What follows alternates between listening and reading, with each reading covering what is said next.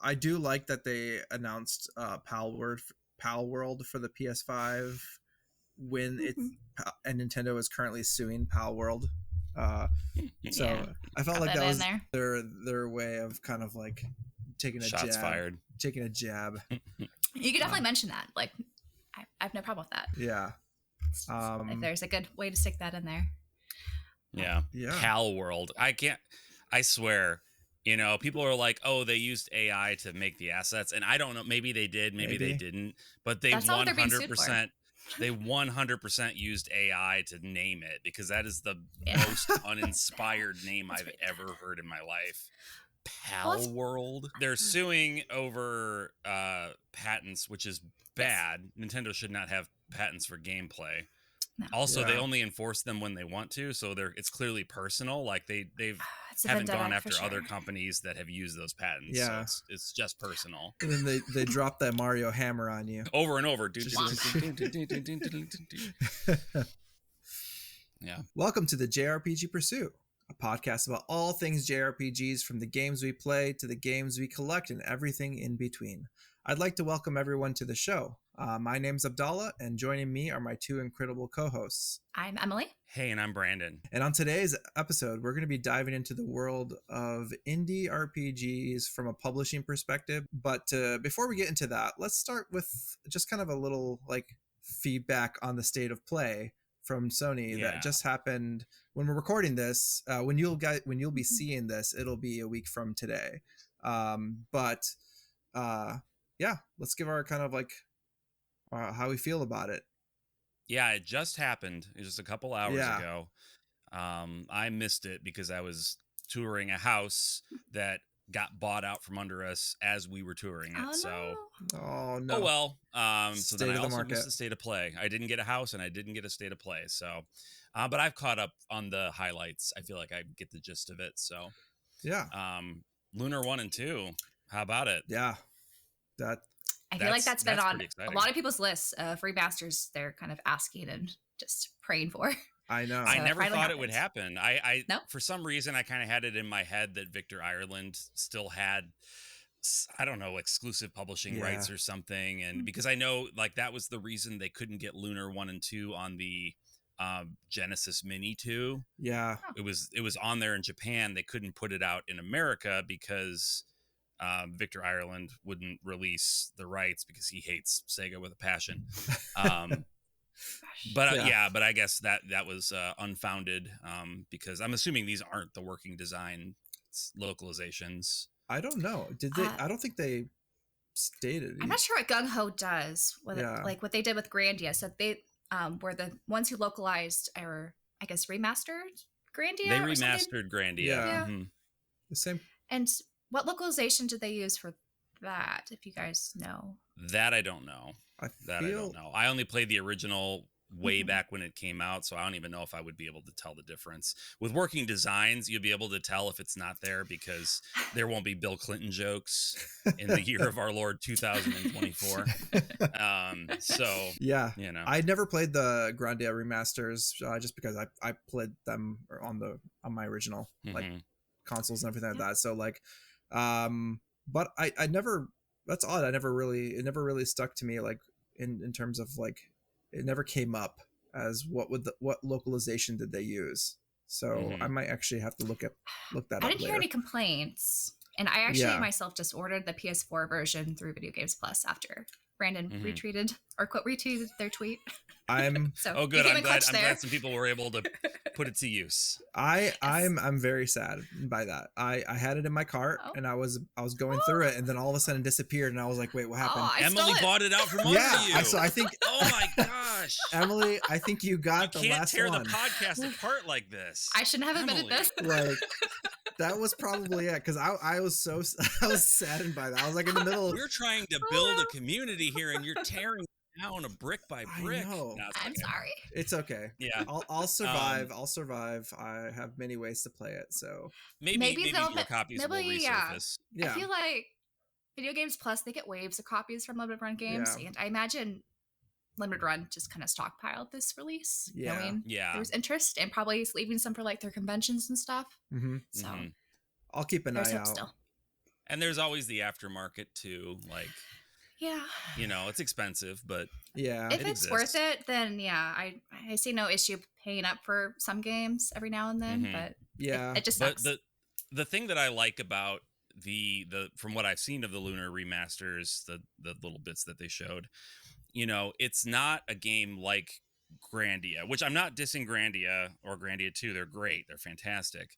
But the remasters, they have that PlayStation remaster look where they like try to smooth out the textures and stuff. And it's like PlayStation games just don't look the best under that lens. I hear Grandia 1 was the worst of it between the two. It did get hit worse, for sure. Yeah. For sure. Yeah. It's just, it was made to be viewed through a CRT, and like that's not an option for basically anybody anymore. So it's like, it's just gone. Like that experience is probably just gone for the most part. So yeah, it's good that we have the game in some form, but it's it's like kind of a bummer that it can't look as good as it at least did in my memory. Like I was very into that 2D sprite on 3D background Xenogears type. That was my thing back in the day. That was such a short-lived style, but man, I just loved it. But yeah, Lunar doesn't have that problem because it was all 2D to begin with, so it looks really nice. Enhanced. It does look really nice. The trailers they showed was really nice. Like the anime cutscenes looked crisp, which I'm actually impressed. Like how they're what they're using, what kind of AI upscaling probably techniques that they're using that actually looks good. Because a lot of the other ones, let's say for even Chrono Cross and other ones like Final Fantasy VIII and things like that, they always kind of look a little off. I wonder if they have the original cells for the animated scenes. Like maybe they didn't. Working design was hardcore, so they might have kept a lot of the stuff. Kept everything, and I know Studio Alex or whatever that made them. They haven't been in existence for a long time, but I think they got absorbed into some other company. So maybe they bucked the trend of developers losing everything related to a game after it comes out. No. Held on to the important stuff. Yeah. Well, they keep it on hard drives that at some point are just going to die. Just going to fail. If they don't back it up. So I've been hearing a lot of that lately. But yeah, I'm super excited for Lunar. Honestly, I never thought it was going to get remastered. I always wanted it to, and I hope that is might give us some inclination to maybe if this sells well, maybe they'll see a reason to. More. Give us more. I want more Lunar. These are the remasters we're asking for. Yeah. Yeah. Not the Last of Us 1 or 2. Sorry. Yeah. We want these. Exactly. I suggested before the State of Play that they might do Demon Souls the remaster for the PS5 Pro. I thought, let's get that going. I know. But no, they're bringing back all the Studio Alex games now, like Grandia 1 and 2 and Lunar 1 and 2. Gunpla must have all those, maybe. Yeah. They must have got the rights to everything. Yeah. Maybe they actually are the ones that absorbed those assets or something. I don't know. Probably. But it's very exciting. I will be honest, I didn't even hope for it to happen. It just never crossed my mind as a possibility. Yeah. Never thought that it would, so I'm very excited to have it. Yeah. I'm really excited too, despite never playing them. They've always been on my radar, and I was considering picking them up on the retro market as one of the kind of titles I would go for, especially the second game. But now you don't have to. Yeah. I have them for the PS1, the special edition ones.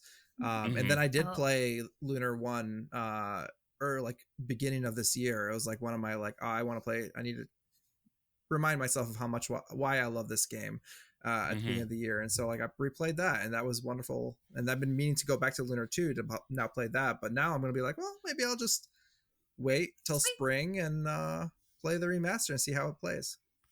Yeah, I also just replayed Lunar 1, not this year, but maybe a year and a half, 2 years ago. And I've played Lunar 1 probably 3 or 4 times at this point, but I've only ever played Lunar 2 once. So I'm especially looking forward to that second remaster, because that would probably be the ideal way to re-experience it, I'm assuming. Yeah, because probably. Lunar 1 has been like made it's ported to so many different there's like so many different versions of Lunar 1 that I was always confused. Xseed version on the PSP and Game Boy Advance version. There's an iOS or Android version I think as well that they made that like it's wild. And Lunar 1 is great, but it's not even the best one. Like Lunar 2 is the best one. Like why are you leaving I know. I was always like baffled by like why Lunar 1 only? Like they just went out of their way. It's just easier. It is. It's a much shorter game. It's an easier much game. Simpler. Like, it's lower stakes. I don't know. Yeah. Now they just need to give us Grandia 3 and Extreme. Extreme. That was like with the most 90s, early 2000s, like so extreme. Naming. I never played Extreme. I have it now. I have it. I've purchased it, but I've not played that one. I haven't played Extreme. I played 3. Was great. Heard it wasn't good. The Extreme, but I don't know about. I feel like that's why maybe we haven't seen those come back, but I don't know about 3. Yeah, that's people were harsh on 3. I enjoyed it. I remember enjoying what I played. I never finished it. I know that. Yeah. But anyway, Grandia, great. Lunar, fantastic. Awesome. Great news. Horizon Zero Dawn, I guess. The remaster, whatever. I don't understand. It baffles me, but it's Sony at this point, and they like to remaster games that you can already play in 4K 60 that you can literally 60. you can put it in your PlayStation 5 and it'll play it still looks very good. It looks very good. I don't know if you've played that game, but it looks very good. It's a gorgeous game on your PS5. Like it runs like buttery smooth. It's so good. And on the PS4 Pro it was amazing. It was just like astonishingly beautiful. Whatever. I don't want to gripe too much. I'm just gonna wait for it to hit the bargain bin because no one's gonna buy it because they already own it, and then that's when I'll get to play it. Yep, exactly. That's fair. That's a good strategy. I'm super excited about Legacy of Kain. So I'd never played those. Yeah, those were like just fun little like third person actiony like, but it was like the most like edgelord design style of like the 90s of like let's like how do we make the most coolest looking vampire kind of character. How do we turn as many kids as possible goth? Exactly.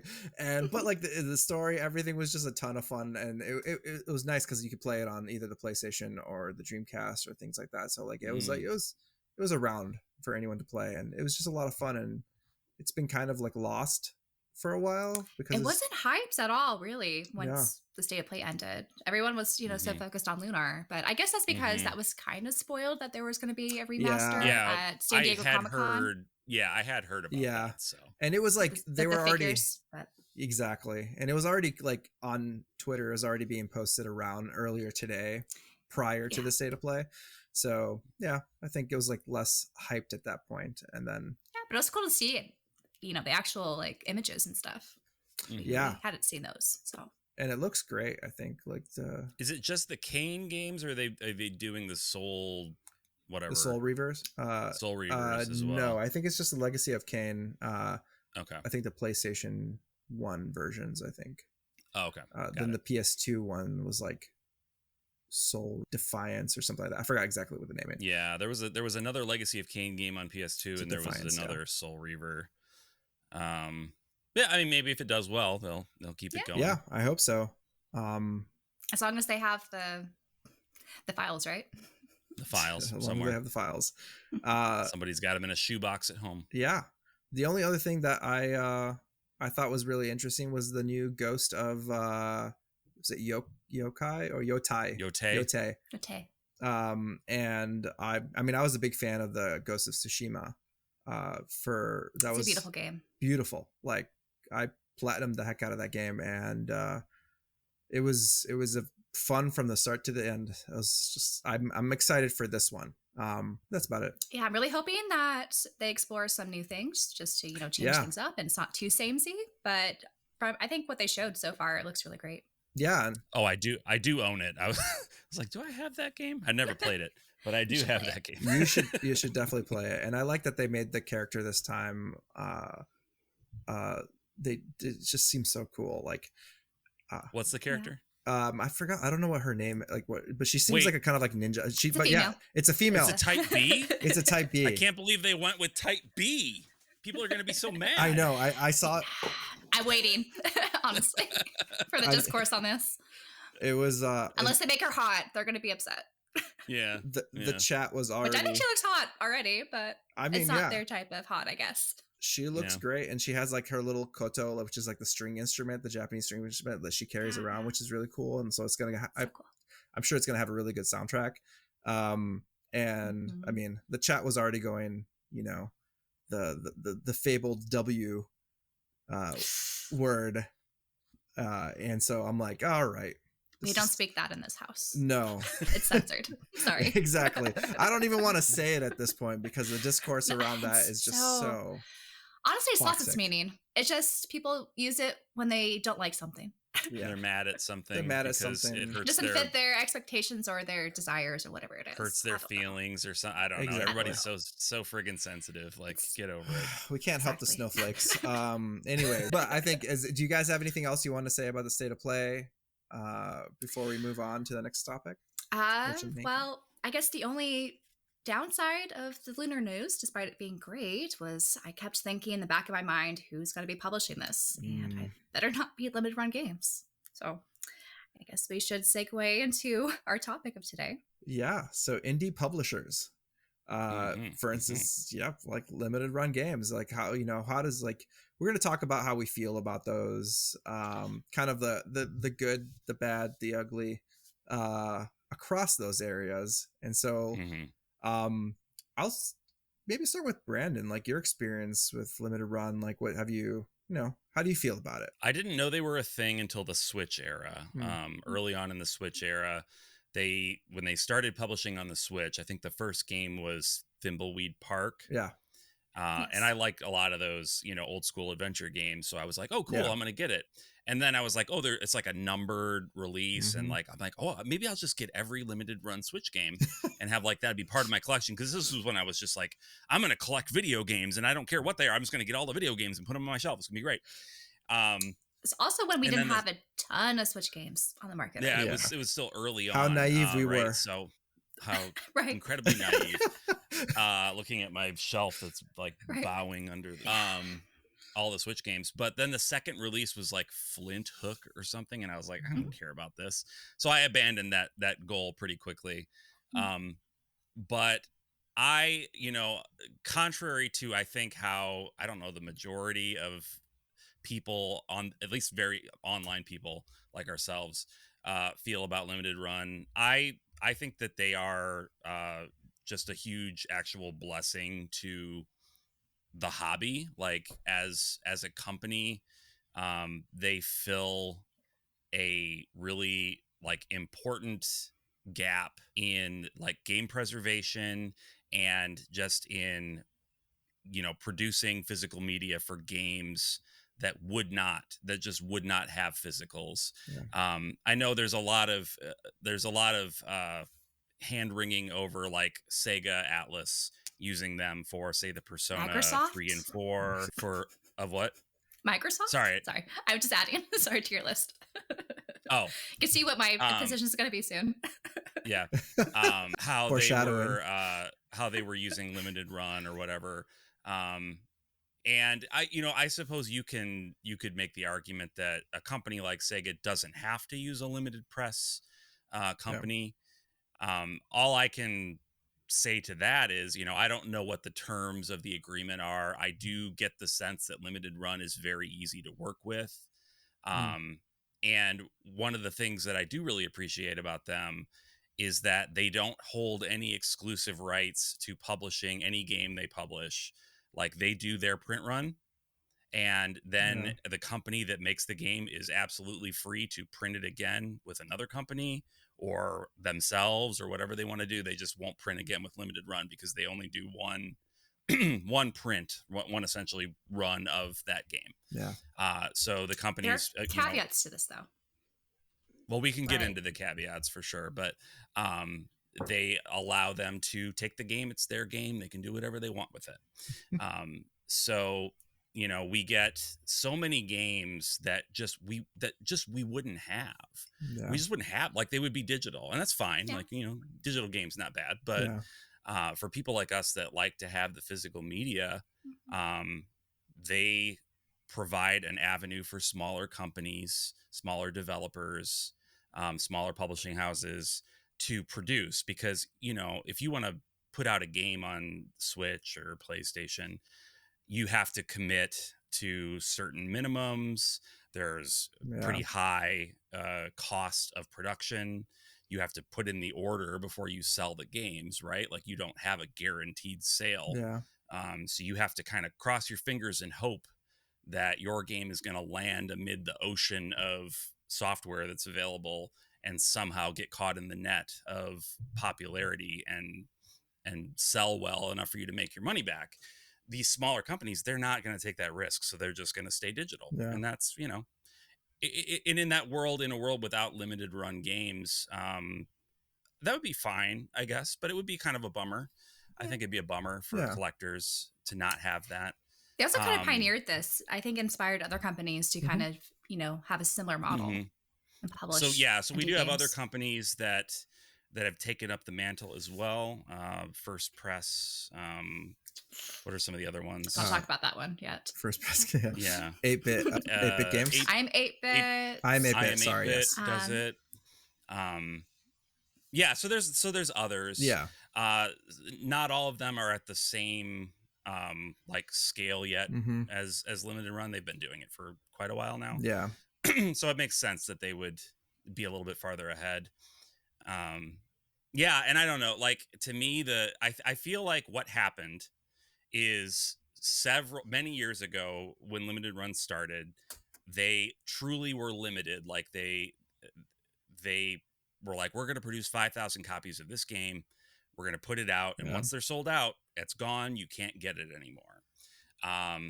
And that was a bummer because scalpers would get them, you know, if the site wasn't functioning properly, you're out of luck. Sorry, you just don't get this game now. And that sucks. Yeah.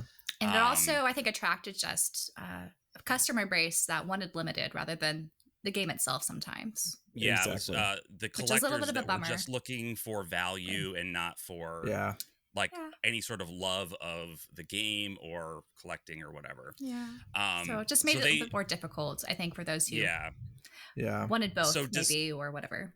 Yeah. So despite the fact that limited run realized pretty early on that, like, this isn't actually good, and they completely changed the way they do business, like, none of their games are truly limited. They will sell as many copies as people order. They're not limiting the print run. I think that a few people with big audiences on the internet got really mad and sort of poisoned the well. And now it's impossible to think about limited run without these negative connotations that I don't think they deserve any more than any other publisher. Like, I do think there was a time, though, that they bit off more than they could chew. And so they had to revise their model. I think it's a little bit better now than it was maybe last year or the year before, because they just were having so many different delays and publishing issues. Yeah. But yeah. They're at the end of the day, though, they're still providing service. They're providing a great service to us. And the thing that I like about them is they were indie developers. Like, the first two games they put out were their games. And they created the company because they're like, we want to be able to publish our game, but we can't publish it through the traditional, methods. And they, to me, like, when I hear them talk about the company and what they want to do, and talk about the mistakes they made along the way and the changes that they've done, like, I see them as genuine. I see them as actually caring about collecting, about video game preservation, physical media. I see them as genuine. So I see a lot of the, like, aggression towards them as being bad faith. Like, I'm not saying that the points being raised by the people that are angry are not valid. Just that I don't think that limited run games is the devil. I think there's solutions to these problems that can be done, and that everybody can be happy if we let ourselves be happy. Sometimes we stand in the way of our own happiness. So anyway, that's my limited run soapbox. So you can step back come down at me, now. internet. Come at me. Kill me. Bring it on. Branden's ready. You can find him on Twitter. You can yell at him there. I'm ready with a self-deprecating joke. That's what I bring to the table. I feel like Emily's ready. Sorry, I kept interrupting you. I know. No, you're fine. No. I feel like there's a rebuttal there somewhere, and Emily has it. So there are a lot of points, and I'm not sure which to address first. I don't know, Dolly. Do you want to say anything before I start? I start my rants. I guess I can kind of go as like a middle ground between the two of you. I'll just play as like a mediation type of situation. So I do see a lot of good in limited run games and the types of like these types of companies that are doing these types of things. So like Branden said, it's just great to have an opportunity to buy the games physically, and ultimately that's kind of like the baseline of like collectors or anybody who wants to preserve games in a physical perspective. So that in itself is awesome. There's a lot of things that they do sometimes that I'm not too keen on, like, you know, having to pay up front for something that's probably not going to get shipped for another year and a half, or a year. Losing interest on that? With the taking your interest? Exactly. So like, there's a lot of kind of like those kind of perspectives of like, I do not enjoy that business practice. I get why they're doing it. It gives them kind of a capital to hold on to and to be able to keep expanding the business and keep doing what they need to do. So it's but easy. At this point they've handled so many games, and I know, I'm wondering why they haven't started adopting maybe a model that, you know, the other publishers have done, which is, you know, and the example you raised, taking pre-orders and then having you pay once they've shipped. They could just make it so that you can't cancel them if that's what they're worried about. I agree. I mean, I think that's what they do already anyway. It's really hard to cancel games, I'm pretty sure. It is very hard to cancel. Yeah. And so like one thing that, like there's one thing that I cannot forgive limited. Just one. Yeah. Well, it's like it's one major thing, or there's a couple of things, but I'll probably just focus on one thing. I'm just teasing you. A specific example of, there was a 3DO game that they made a physical version of a 3DO game recently. I would say not recently, like probably the last year. And when it finally shipped, and so like people were waiting like probably a year or so to get this new shipment in, and when the CDs were, you know, when they finally got their CDs, it wasn't actually a pressed CD, it was a CDR, which is bad practice from anybody who's in, let's say, the retro scene or anything like that. Like, it can hurt your laser on your actual system. They do not, you know, hold the data well enough, and they are prone to disk rot and things like that over time. And so I don't know, I need to research this, but I never saw like another article or anything about it where like they replaced the discs. I don't know, Emily, did you hear about that? So I didn't look at it too closely because I don't collect for the system, but for those wondering which game this was Plumbers Don't Wear Ties, I believe, right? Or yeah, there was that one. I think that's... And then there was D. And then there's another one, right? There was one called D. Just D the letter D. Yeah. Yes. And they did, I think, write up some sort of blog post saying that it was kind of out of their hands because they went with a third party, I guess, maker of the discs, and they didn't realize that they weren't using pressed CDs. Yeah. And so they kind of, I think, put off responsibility saying that in a way. I think they mentioned something about replacements, but I haven't seen any follow-up. Maybe this was just done through emails of those who purchased those games. But hopefully there's some solution. I know that they've made a lot of different issues in the past with games that have had bugs. And what was the big one? Right, they were requesting people to send back their copy so they could give them a replacement cart. Is that the Ghost? I I can't remember which game. Was it Quake or something like that? It was like one of those along like that. Yeah, I remember when it happened, but I don't remember exactly what game it was. But yeah, apologies. It's not a JRPG, so it's not I only didn't on keep my radar. track. But I know some people are really upset with that practice because I think if they were like sealed collectors or it was just a hassle and a half, like why don't just send them the game like separately? And most recently, they're supposed to be publishing Lollipop Chainsaw, which was a PS or an Xbox 360 title back in the day, and it's coming to modern systems. But there is a big bug where it's going to now have an online patch, is what they admitted, instead of actually reprinting those discs that haven't come out. They haven't distributed yet, because I guess it would be too much of a loss for them to replace those at this point in time, which also rubs me the wrong way. Yeah. If that's really the direction they're going to go.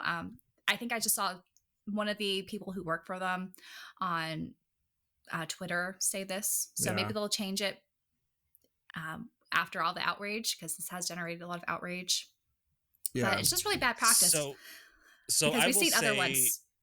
Or sorry, before we start, there have been other companies that have had similar issues, but have kind of followed up and come through with giving the actual full disc or cart.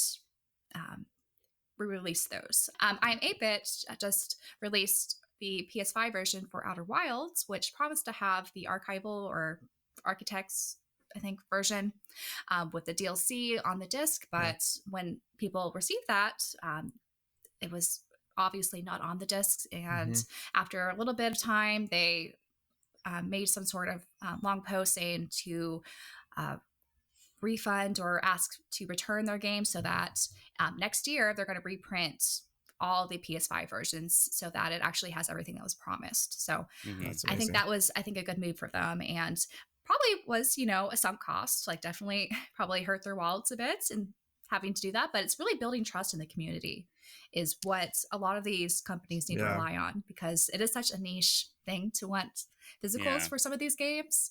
And I think limited run games, they're not really following up with the trust they built, and they kind of have a monopoly on the market. Maybe they don't feel like doing that. Let me jump in. Go ahead. Let me jump in because I think this actually highlights. I think this discourse actually highlights one of the issues that I want to raise about the community and how the community responds, because limited run games is the devil. It's the villain. Yeah. You both said, right? Like, oh, this 3DO thing, I don't know whatever happened with that. It's because when the bad news comes out, we eat it up and we're like, oh yeah, they're bad, and it's validating for us. It's here's another thing that limited run games did. But like, if you look at it, they're working with the distribution partner to get replacement discs to come up with a solution, just like I Am 8-Bit did with the archival edition or whatever of Outer Wilds. Like Outer Wilds, Outer World, Outer Wilds, yeah. Outer Wilds. So they are doing the right thing. They are learning from the mistake. They are trying to make amends with the people that were wronged. But we don't, the gaming community, because we hate limited run, we don't pay attention to that. We don't want to know that because it doesn't fit. You know what I mean? Like, it doesn't fit the narrative. Some of it does get hidden in emails. For example, another company that we should talk about, other than limited run games, that has some pretty bad practices, is First Press Games. They used to only put things on their blog that was kind of hidden on their website, or just a couple of emails. Like, it seems like on an annual basis, they don't really, share what's happening. Yeah, so the communication from First Press is pretty bad. I get the sense that First Press is a much smaller organization. They definitely are. Yeah, I'm gonna say like, even though I don't know how big they are, I'm gonna say that they are definitely a much smaller organization. But still, basic communication isn't that hard to do. Like, there are game news sites that would love to get a press release from you about this situation and put up a news story about it, because that's basically free content for them. Also, social media, it's so easy. Social media makes it even easier to throw something up. So First Press in particular, like the issue that I have with them, aside from the lengthy delay of my chained echoes, give me my chained echoes. I mean, lengthy delay is an understatement to chained echoes. Yeah. They're promising or saying that the PS4 standard releases should be shipping soon. But how many years has it been? It's been so they've long. said this so many times. I'm so and skeptical. Mine is the Switch collector's edition, so it's like you're never getting it. God only knows you'll see when. In 5 years, honestly. That's coming. Yeah. But anyway, other than that, I think communication is one of their biggest problems. It's not a problem that I think is as big of a deal with limited run. I think that they do get this, like, where I'm seeing the information about the 3DO thing is on a game news site. Like, this was obviously they put out a press release, and the news site updated the original article with limited runs response and everything. Yeah. Okay. So I mean, like, they made mistakes. They do, correct their mistakes. So I'm really hoping with Lollipop Chainsaw, they actually correct this and don't do what I saw on Twitter. I have a feeling they will, because I'll have to. I think. My understanding of so here's the thing. The original owners of limited run games, they don't own the company anymore. They still run it, from what I understand, but the ownership of it is transferred to a larger firm. Is that how you understand it? They were acquired by, I'm forgetting their name, some other company for sure, but I feel like the CEO is still very present on social media, and like he started it. Yeah, Fairhurst. He's still the other co-founder. Very much, I think the other one left and has said some negative things. Yeah, he. So I think that also has fueled a lot of the hate. I'm sure. Yeah, absolutely. I'm sure it has. And look, when it comes to limited run and the stuff that they've done, I can really only speak to my personal experience. Like, I don't have a ton of their games, like maybe a dozen. But other than the fact that they take so long, I wish that they didn't take so long. The interest doesn't bother me. It's like the $40 is like 2 cents over the course of the year, like whatever. There are people who just buy so many games, and that's a lot of money when it adds up. I suppose if you're one of those whales, but like, for the average consumer, they're getting so many titles now. I'm starting to rack up a lot of titles that I want from them myself, because as we mentioned in the beginning, a lot of other publishers are choosing to publish them and not on their own. Right. Most notably Sega, as you mentioned, and Microsoft. Sega Atlas does this. I think the answer to the question of why Sega Atlas would do this is just look at the bargain bins of all of their JRPGs. Well, what I mean? Like, there. Well, but that's what I'm saying is like that their solution to this problem, and maybe it's not the solution you or I would pick for them, but like their solution is, rather than have this overstock, let's determine what our stock should be from the get-go, and then like we have no waste, like it's just done and it's out. It's true. And let's also not release games that will have a better version in a couple of years. that would probably help, do better, honestly. Yeah. If they I think that would be a good practice for them. Yeah, that would be great. I don't think that will ever happen. I think they've said that. I'm pretty sure there are chumps like me that will buy every version of the Persona game that they put out, and here we are. I mean, the cycle continues. Yeah. Well, there are a couple other problems I wanted to raise regarding limited run games, and probably some other similar publishers who are using the same model.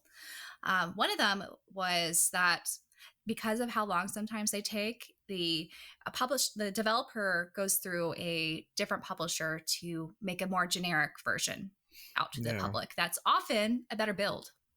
And so as someone who is very conscious about what builds my physical games are, that's always kind of disheartening if your money is kind of tied in to the limited run version, but this other version that's available now that you can actually hold in your hands is a better build. Is better. Yeah.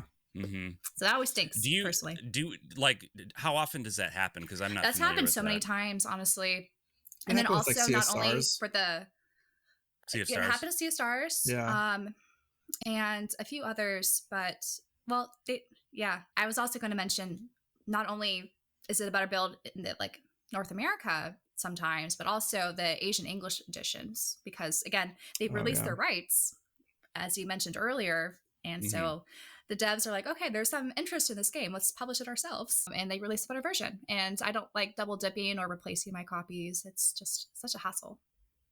I have no defense for that. I don't think that's good. It's all right. It's all right. I don't think that's good practice. I don't think that's good practice. I don't think this is such a, black and white topic.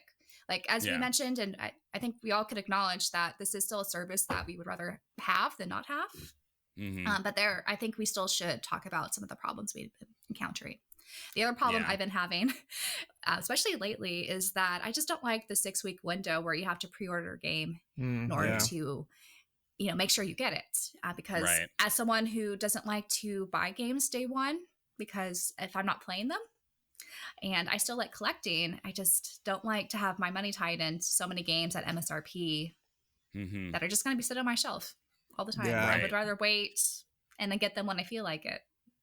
Yeah, that's valid. And I felt unfortunately that that's the model I think we're going towards, because we're going to be seeing fewer physical games, on store shelves, and it's just a bummer. Just across the board, like it or not. I feel like it's inevitable. For all the sadly. good and the ill of it, like limited run is the way that physical media is going to be. It has. It's been successful, and so others are doing the same. It's been successful, and the vast majority of people who play games are like so different from the three of us and probably everybody listening to this podcast. Like, well, no, I think there are other like-minded people watching this. That's why they're watching this. But that's what I'm saying. The people that are watching, that are listening to this. Yeah, us and the people that are listening are of a similar mindset. Yeah, exactly. But the vast majority of people that play games just like, oh, whatever, I'll get the digital and just download it and wait for Game Pass. I'm not gonna want to play this game again ever, right? Like, why would I need the physical disc? Like, who cares? So it's a bummer that like that's the way it is, but like it just kind of the is sad reality. So anyway, that's my biggest gripe with limited run. It's just I don't like. So the 6-week window is I've been bit by that before too, where it's like I do want this. I did it with Persona 4. Like I didn't buy Persona 4 because they released 3 and 4 during the same period. And I think there's like a 2-week overlap. Yeah, it was a 2-week. I was like, I can't justify these two expensive purchases that are just going to kind of be shelf pieces, because I already have played Persona 4 Golden multiple times. Probably not going to play it again until they remake it. And then Persona 3 Portable, I wanted to have because it's a very expensive PSP game. It is. But like, it's not going to be high on my list to play because I've got the reload version to play, and unless you want FemC or FemC is the only reason for that game to exist, really. And the VN kind of stuff. But so the nice thing about one of the mistakes that Limited Run learned from was early on they had I forget what game it was, but they had a massive order that was being sent to Europe just get lost. Yeah. I don't remember what game, but it was just completely gone. But it was devastating, I'm sure. And people were just rightly furious. So what they do now, and this is where we see the benefit outside of ordering from Limited Run, is they make double whatever the number of orders they get. So they basically have a backup copy for every copy they print.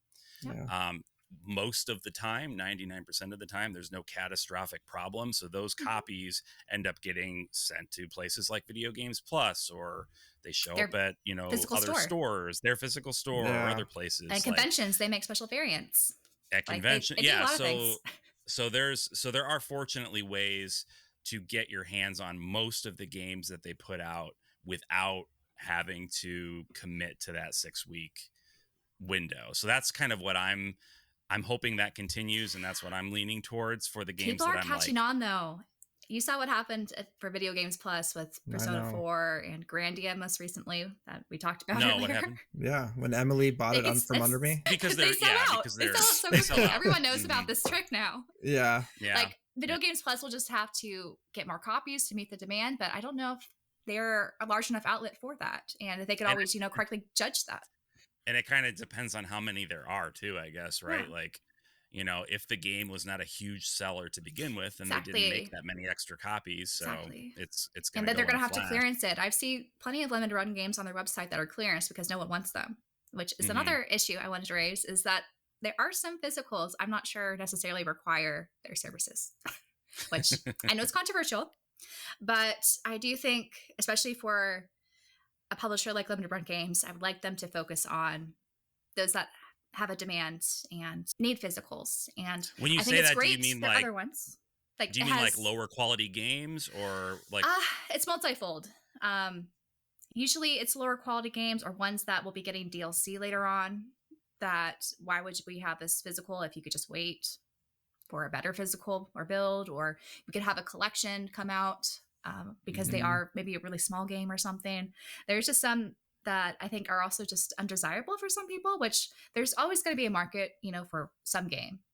And I think it's great that those who wanted it could have it, but it is kind of, I think from a business standpoint, just taking up time and resources to make those when it's delaying kind of other things. So I don't know. There's, I think, pros and cons to it, but it's hard. This is why I'm not in business. That's why we're not all in business, right? Right. I wouldn't want to do it. It's definitely a very difficult thing. And we definitely, while we are voicing our complaints about their business practices, they know how to run a business better than we do at the end of the day. It's true. Yeah. I mean, hopefully they are receptive to legitimate criticism. I think they have been. They've made minor changes. And I think so too. And that's kind of why I stand up to defend them, because if people were just if I felt like people were always behaving rationally, I wouldn't feel like I needed to, you know what I mean? I'd just be like, yeah, you're right, those are some valid points, because they are valid points. But because the community is so, I saw somebody in one of the Discords I'm in today being like, I'm gonna riot if they publish Lunar. I'm so done with them. It's like, I don't know if that's a healthy attitude. I don't. Maybe sometimes internet speak is not necessarily what they would do. I don't think they're actually going to riot. No, they're hyperbole. I know, but there's hyperbole. And then also, to speak to this, I think the louder people are about their complaints, the more likely they're going to hear them. So I think that's also in part why they do this. I think I agree with you. I think being loud and firm about your complaints is important. But I also think the way a lot of people in the community voice their complaints is counterproductive. And a bit toxic. That's true. Because at the end of the day, the people that are running the company, that are responding to these things, they're people. Yes. And if they get their feelings hurt, they're going to turtle up. They're gonna turtle up. That's it's true. gonna. That's I mean, true. that's it's easy to block and resurrect barriers, especially online. Every business decision, you think that it's being made with a strict bottom line, bottom dollar sort of mentality. It's really not. It's business is an emotional thing, and that's why if we can respond with respect and kindness, while still forcefully, firmness, expressing with firmness, expressing our complaints. I think that you just, the saying, the grandma saying, you catch more flies with honey than with vinegar. That's a saying that's dorky as it is for a reason, because people do make decisions based on emotion a lot. So it's true. My hope is that I think so many people are emotionally driven. That's 100%. Wow. It's a fully emotional response, and my hope is driven that by our emotions. we can cool the temperature of the discourse. I mean, limited run is only one small thing that I wish that we could cool the temperature of the discourse on. There's so much in the community. It's a lot worse. People just get that get so angry about. It's it's at the end of the day, for one thing, it's most of it's just online though. Let's be real. This is just online discourse. In reality, if you go to conventions and talk to people, it's less of a discourse. Most of us are too shy to be angry and mean in public, so it's online. It's the most vocal people are minority people. Usually people who don't have a position, or they don't care to speak up. That's the majority. Yeah, they're the keyboard warriors sometimes. The keyboard warriors. They're annoying for sure. But one thing I do, they're a minority. I do have to give credit to Limited Run as well, is that they did a good job creating their Carbon engine, which they use to help port and create a lot of games like Tomba and things that come from the PS1 era and stuff like that. So like they are taking the money and they're trying to build out like new things, and for sure. Also, they helped with some localizations too, like Fata Morgana. That's why you can't get the localization anywhere else. But exactly. And they that was created the caveat I wanted to bring up earlier. But they created the RZ game, which is a spiritual successor to the Zelda Philips CDI games. Which they created that, or they helped? That. Yeah, they made that. Oh, interesting. So that was cool. Wasn't on my radar, but it was cool for sure. It's not for me, but like I think it's cool and I'm glad it exists, sort of thing. It is like, and maybe we'll get something more. Yeah, I hope so, because like it is right, like it hit nostalgia for me because I grew up with CDI as well. You did, you had the CDI, so that's perfect for you. Yeah, my great uncle worked for Philips, and so he like I would go to his place and we'd play it, and then he'd get me like my own CDI to play as a kid, and so nice. You don't still have that, do you? I do. It's oh, you do. Yeah. Next you'll time have to bring it out and show us. Next, you have to show me. Yeah, I was there and I didn't see. Oh, I'll set it up so we can play. I need to see it on the podcast too, so please don't exclude me. No, we're just gonna have a secret meeting and look at the CDI you both together. Do. You both like live like next door or something. We live close enough. But yeah, what is it, like 40 minutes? It's not. Yeah, it's just 40 minutes away. It's closer than me. That's true. The next episode, even by plane. Next episode, I'll pull it out and just kind of show it off a little bit. But it's a fun little system. It's not particularly good. Right. It's people aren't into it because it's great, but it's like a fun novelty from the 90s when everything was weird and novel. Exactly. It's got like some sort of cultural like hold on you of like you just remember it as at the time period. Those who do have played it, and so when they made RZ, I was just like, all right, this is like right up my alley. I love this. So yeah, I do have to give like Limited Run credit for like coming up with like, or like allowing people to have the ability to make games like that. Because that was just, you wouldn't see that usually. Right. The carbon engine is, in my mind, if not the most important thing that they've done, it's very near the top of the list, because what we really need for game preservation is we need a way to play old games with the right kind of fidelity, with the way they're meant to be played, and whether that's via physical media or digital, whatever, that we need to be able to remove barriers to play those games. So like, if I want to play a Super Nintendo game, but I don't have a Super Nintendo, I want to be able to play that game. Maybe I don't want to just play a ROM. I want to still have a physical game, physical artifact of that game. Limited Run or some company using an engine like that, putting it in some sort of a set-top console box that you can buy and put in. Maybe everything comes on discs or cards or whatever, some new form of physical media, so that you can still have a physical copy of all these games and be able to play them. And this carbon engine is the engine that runs it, is the motor that just keeps it, that makes the games run the way they should. Like, that is my perfect scenario. I would love it if consoles were not really a thing, if there was just like a standard for video games that existed and anybody could make a console, like the way you have Blu-ray players, anybody can make a Blu-ray player if they want. I think that would be great. That would remove barriers from people being able to play games. That's my utopian society. Yeah. That reminds me though, Brandon, it's like something we didn't talk about, but is kind of like an indie like publishing company, is Evercade. Which I think is actually a really cool thing. I have not bought into it yet, but it's been something that I've been thinking about over time, of like whether I want to or not. But like they do such a good job of like, from everything that I've seen at least, of creating these like just cartridges. Like they have their own system. They have cartridges of collections of games that you can buy into, and if you are a physical collector, and they're like so reasonably priced, like you can get a collection of like, I don't know, 7 games for $20.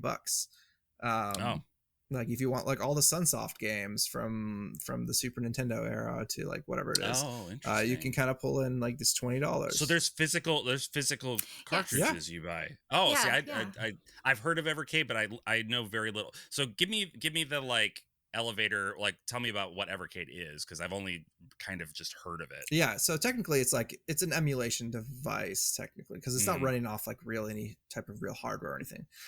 So they have like handheld version, they have a home console version, and then they just recently made like a bar top arcade version that plays like Street Fighter and or Mega Man and stuff like that.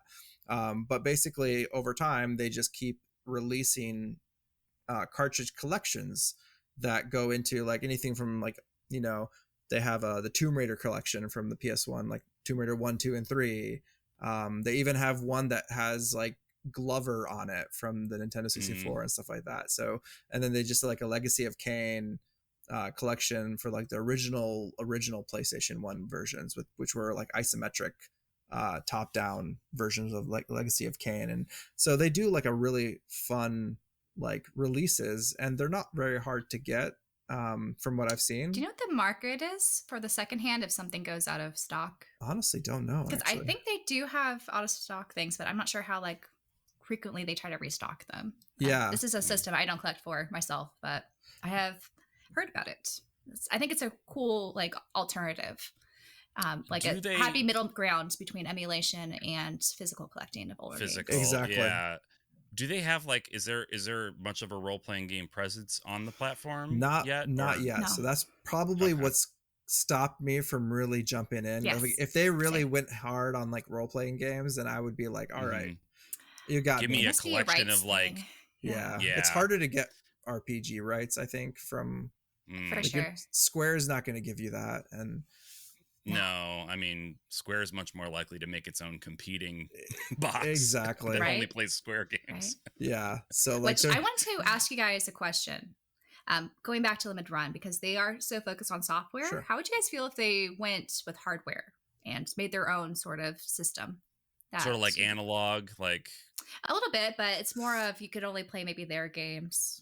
Oh, like a specific game. Okay, interesting. Like they went like maybe Sega or something, you know. Okay, I would be all for it if they didn't do numbered releases, and if it was more of like if you're gonna make a system and then you're tied to just their games, and they make it where you get the FOMO of like, if I don't buy it within this 6-week window, I'm never going to get to play it. Then I don't think that would be a good mesh of like strategy for people to want to buy this, because it's going to create like a lot more toxicity. I think the discourse would somehow get even angrier from that perspective. If that's possible, yeah. It's like it would somehow get angrier. So I think it would be great if they did something like that using the Carbon engine and just making that box that kind of like it has their own games, but they would have to make it where it's not their numbered set. It would be like games that would just come out and you can purchase it. Yeah, I think they would have to be a part of the market that's not there yet. Yeah. To make it a viable system. It's a really interesting idea. It's really interesting concept. I think I agree, Emily, that there would have to be something missing, different that they're bringing to the table that would make it worthwhile, I guess. Yeah. Because they would lose money. I just kind of worry we won't see some releases, have a wider distribution or multi-platform. That's other platforms, right? And that's where it doesn't make any sense. Because like if you think about it, like right now they're making money off of people who own like a Switch to especially Switch right PlayStation to Xbox and things like that. And so like if they just contained themselves to like, hey, no, you have to actually buy into this ecosystem of like this console. Yeah. It would be kind of them shooting themselves in the foot a little bit of like losing revenue. Depends. I think if they market it right enough, they'll get at least and make it expensive. I think there'll be an audience, and as long as it fits their business model, they can make it work. It just will be kind of a little bit salty. You mentioned Xbox. Does Limited Run publish Xbox games? They do. Yeah, they do. Okay. I think you could pre-order. I think Quake comes in Xbox. Okay. There's a few that they've done. I know I had some of the legacy games, like a Game Boy game or things like that. I've never gotten a cartridge from them specifically. No. I've gotten I know I did. I got Dragon View. I have the Super Nintendo Dragon View. Oh, okay. Because that game was stupid expensive on the aftermarket. So yeah. Yeah, I always thought that was kind of cool. They did that, though. A little bit gimmicky. I don't know. Yeah. I don't know how I feel about buying more. Yeah. I was almost you sent me a text. You're like, are you going to get this Three Stooges game? And I was like, oh man, I don't know. Then the other day I went to my shelf. I have the Three Stooges. I don't I already own it. I wouldn't need it from them. What made you buy this one? No, I bought it from somebody's lot of games. Like I just had the original Three Stooges. I don't remember if I have stupid game. I really don't remember if I have that original game. I might actually. I have a ton of NES games, but yeah. So I was like, I sent him the message. I was like, so you're gonna buy Three Stooges? You're gonna get this, right? Like, kinda. Like it's part of my childhood. I remember playing it. I know. It's like I didn't know who the Three Stooges were. I wasn't born in the 50s. Like you didn't watch the show? How did I see the show as a child? You guys did? I don't know. My dad was really into it, so I ended up like. Okay, you just. I would watch it with him. So. I must have seen it. I watched a lot of TV Land as a kid, and it wasn't like it wasn't like part of my childhood really in any significant way. So I grew up as a boomer parent where I just watched I watched whatever they watched. I thought you were gonna just say I grew up as a boomer. Basically, because like I had a very different life experience. Like I grew up. You had a lot of exposure to older consoles. I feel like exactly many from your generation. So that and like I watched a lot of TV shows that were just like also catered to like our parents' age. Yeah, what our parents watched back then. Exactly. So like I was like watching MASH and all these other things that like necessarily like it was before my time, but yeah. Yep. They still hold that up. Was what I like that's them. the way my wife was. She was the TV Land person. Oh, I loved it. Yeah. Yeah, she's the old soul, likes all that stuff. So they're fun. Yeah. Yeah. So hi Jen. I'm saying hi because I assume you're probably listening to this. So hi Jen. Anyway, I don't know if we have anything more to say about Chained Echoes. We're just waiting. That like that's all we can say. We're waiting. So is there an interesting history here? Because, I know that I pre-ordered it and then enough time went by that I forgot that it was a thing even. And I was warned about warned. Pre-ordering because of their history. And so many games they haven't still released, but I just wanted to make sure I got a Switch copy. So I did buy the standard release myself, but I knew it was going to take a few years, if ever. And it's kind of expensive for what it is, but do they have they, I'm assuming they have put out some games though. Yeah, they have. Okay. So the reason why there's a big delay is apparently because of the cardboard boxes, which, to be honest, who cares? Like, just release the game. You don't need the cardboard. It doesn't have to be pristine. I feel like every single update I've read on their blog is about how whatever manufacturer they're using for the cardboard boxes and the like inlay or something or embossment just went wrong, or they kept like lying to them or something. Like, well, just axe the cardboard thing. I guess they refused to do that, or I don't know. That's just a cover. It's just so weird. That sounds like a cop out. A different manufacturer? Like, there's got to be more manufacturers. They claim they were, but I don't know. Honestly, it's been years. Like they can find. It's been so bad. Like if you read their blog update about all the different times they've had to deal with this manufacturer just for cardboard, I'm like, and this was a truly limited. This was a truly limited run, right? Like they only had so many copies. That's why I bought it. It's not like, so it's not like there's like potentially 50,000 that they're trying to fulfill, right? Like it's probably like 10,000, 5,000. No. Question. So like all over cardboard. That's stupid. Do they own? Stupid. Do they? That. Are they the sole owner of the license to publish this? Right now they are, but Chained Echoes has made a statement saying they might try something else in the future. But Well, good. Yeah, because I don't know what their contract is, but see, I mean the difficult thing is I think Chained Echo is like one guy, right? Like it's just one dude. I don't know how he got roped into them without knowing their issues. Yeah, that's so unfortunate. But one of the things they have done, I think, last few months was they did give everyone who ordered or pre-ordered a digital code for PC or Steam. Nice, but like I already bought it digitally, so it's like exactly. So I was just like, I came into it late because like I knew of Chained Echoes, but I didn't really like look at it until like last year. I just everyone was talking about it. Yeah, like I started it up and then I ended up playing the hell out of it and just beat it. And because I thought like it was probably one of my favorite indie RPGs I played in a long time. Just it had very much like it reminded me of like Xenogears. It reminded me of like other things. Like it had like a lot of really good like I don't know. It hit all the right notes without getting into any spoiler stuff. But and then I was like, all right, like I love this game. I need to see, is there a physical version? So I looked it up and then I like found, and I saw this and I was like, oh no. And then I saw like how, because they were already like probably a year or year and a half, 2 years into this whole like escapade. And so I was like, oh, this means I will never get this. They just need a retail copy at this point. Just go retail. I think. I know. It's like Sea of Stars. They'll have plenty of people interested, I'm sure. Yeah. My innocent self had never heard of First Press. I thought I warned you. I don't remember if it was you. Did you warn me before I bought it? I warned someone. I'm pretty sure someone asked me about it, and then I gave them a warning. I thought that was you, but maybe it wasn't. I don't know. Sorry. I feel like I ordered it before I knew you, but that may not be. That may not be. You may have warned me, and I'm just. I feel like I warned you in a YouTube comment before we were talking more, but still. Oh, okay. Yeah, maybe that was it. Yeah, I don't know. Like I don't know. I just want the game to come out.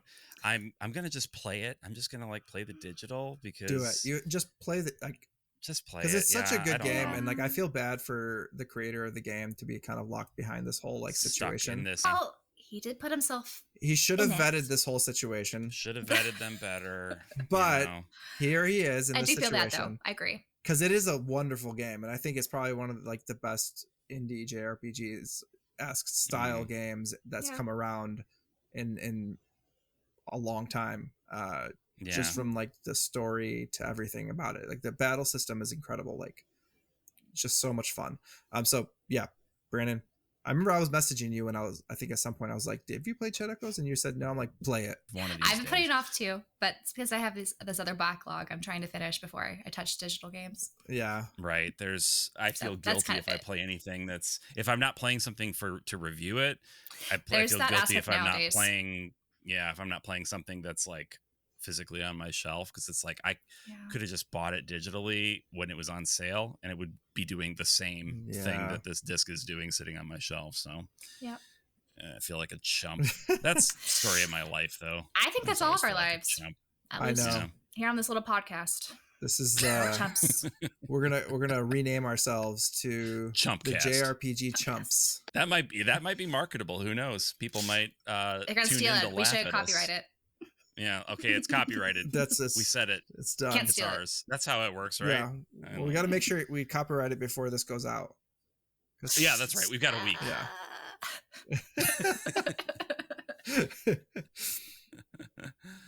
Well, anyway, that's quite a lot. We've covered a fair bit of this topic. Decent amount of the topic of limited print game companies. I think what I'm taking away from it is there's a lot of pretty significant issues with the what's the word I'm looking for? The process or the business model. Yeah, there's communication issues. Mm-hmm. There's demand exceeding supply. Yeah. Sounds like there's a lot of issues with it. It's still probably better that it exists than if it didn't exist at all. We do get something out of it.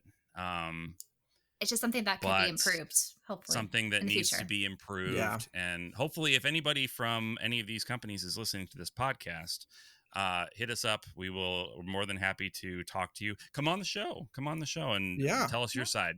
We're taking guests. Exactly. So I think we nailed it. Well, I'm sure there's part of the conversation maybe we haven't touched on. So we definitely want to hear from you guys down below in the comments about what your thoughts are regarding limited run games or just this sort of indie published model that we've been seeing in recent years. Yeah. And whether if you want to agree with us, disagree with us, in between. Yeah, let us know. Shout at us down in the comments. Send us an email, jrpgpursuit@gmail.com. Tweet at us on X, or is it Zeet at us? Is that what they say over there now? I don't know. Zeet at us. I don't know. I don't know. On X. Just go on. We're on Twitter. We're on Twitter. We just call it. If you type in Twitter, it still comes up. So it does redirect. Whatever. Yeah. And Elon still calls it Twitter. So it's Twitter. Yeah. We have that screenshot. Yeah, it's true. It's true. He doesn't know. He doesn't know. So just add us on Twitter and give us you can yell at Branden all you want about his take today. Tear me down. Me. Maybe there are people who don't like my opinion. No, nobody is on my side in this. No. I know that. That's why I'm on the side at all. Like I don't care that much about it, but like I feel bad that nobody's on the side of it. So. See Branden's grin. He knows it. He's ready. He's ready for it. He's ready. Playing the devil's advocate. I feel like the niche that I've carved out for myself in this JRPG internet space is like the guy with sort of controversial takes, but presents them in like a really nice way. Like I just want everybody to be friends. So like I feel but also be a contrarian at the same time. A little bit. It's true. I'm against. Nothing wrong with that. He has aggressive positivity. He does. Aggressive positivity. Yeah, I like that. So hit me in the comments or something. Also, if you are watching on YouTube, make sure that you subscribe. Yes. Tell your friends about this program so that they will also tune in. And we would greatly appreciate that. Yeah. Anyway, shall we say where we're from and all that? Yeah, let's conclude it. Sure. Dala? Yeah. Take it away. You can find me on the old Twitter. I'm at Dalla, DALLAH998. And you can find me at Orbology on YouTube, Twitter, and Instagram. And I am Just the Gems on YouTube and just my name, Branden Johnson, everywhere else. Should change that at some point so that it's easier. This might be the thing that gets me to change my handles. It might be that I should do sooner than later. Yeah, not having to say two things every time when we conclude an episode. The pettiest reason to change something, but make sure the name hasn't been taken. Maybe someone's holding it hostage. Somebody has taken it, actually. I'd have to put some underscores, suffix, something like that. Oh, that's the worst. But gotta claim it. Yeah. Before this goes up, late. Someone else is gonna claim the other alternatives. Exactly. You gotta take what you can get. Please don't hold usernames hostage. All right. Anyways, bye everybody. Take care, everybody. See you next week. Care.